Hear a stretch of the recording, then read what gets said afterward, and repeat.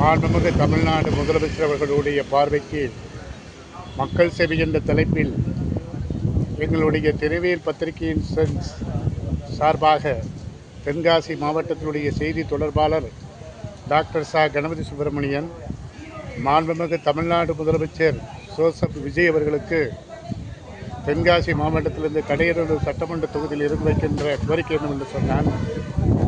குறிப்பாக தென்காசி மாவட்டத்திலே மாவட்டத்துடைய ஆட்சித்தலைவருடைய வருவாய்த்துறை அலுவலகத்துக்கு உட்பட்ட பகுதிகள் அனைத்து கிராமங்களிலும் கிராம நிர்வாக அலுவலகங்கள் அன்றைய முன்னாள் முதலமைச்சர் செல்வி ஜெயலலிதா அவர்களுடைய ஆட்சி காலத்தில் கிராம நிர்வாக அலுவலகங்கள் கட்டப்பட்டு கணினிகள் கொடுக்கப்பட்டு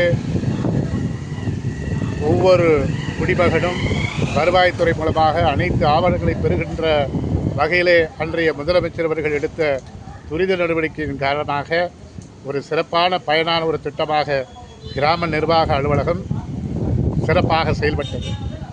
ஆக இந்த கிராம நிர்வாக அலுவலகம் 1947க்கு முன்னால் வெள்ளை ஏகாதிபத்தியம் இந்திய நாட்டுடைய கான்ஸ்டிடியூஷனுக்கு பின்னாலும் கூட ஜமாபந்தி என்ற ஒரு நிர்வாக பொறுப்பின் கீழ் ஒரு கிராமம் கிட்டத்தட்ட ஒரு 40க்கு மேற்பட்ட ஆவணங்கள் அந்த ஒவ்வொரு ஆண்டு நடைபெறக்கூடிய ஜமாபந்தியுடைய நிகழ்வுகள் அன்றாட மக்களினுடைய அடிப்படை தேவைகளை பூர்த்தி செய்யக்கூடிய ஒரு கிராமத்தினுடைய எதிர்கால அனைத்து ஆவணங்களுடைய களமாக பரிசோதிக்கின்ற களமாக சமாபந்தி நடைபெறக்கூடிய நிகழ்வு ஆங்கிலேயர்களுடைய காலத்திலிருந்து இன்று வரைக்கும் அது தொடர்ந்து நடைபெற்றுக் கொண்டிருக்கிறது.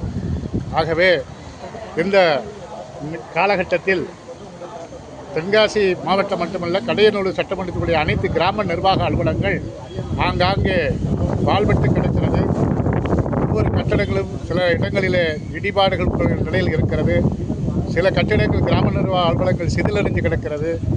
அவைகளையெல்லாம் அரசு வந்து பராமரிப்பு செய்து அந்த கிராம நிர்வாக அலுவலர்கள் அவர்கள் தங்குகின்ற பணியாற்றுகின்ற அந்த இடத்தை ஒரு சிறப்பான ஒரு அலுவலகமாக உருவாக்கிட கிராம நிர்வாக அலுவலகங்கள் தரமான வகையில் செயல்படுத்தி தந்திட மாண்புமிகு முதலமைச்சர் அவர்கள் மாண்புமிகு வருவாய்த்துறை அமைச்சர் அவர்களுக்கு உத்தரவு பிறப்பித்து துறை சார்ந்த அனைத்து அதிகாரிகளுடைய கோரிக்கையாக மக்கள் கோரிக்கையாக இக்கோரிக்கையை அரசு எடுத்து செயல்படுத்திட எங்களுடைய திருவேல் பத்திரிகையின் சார்பாக இக்கோரிக்கையை அரசுக்கு சமர்ப்பணம் செய்கிறோம்.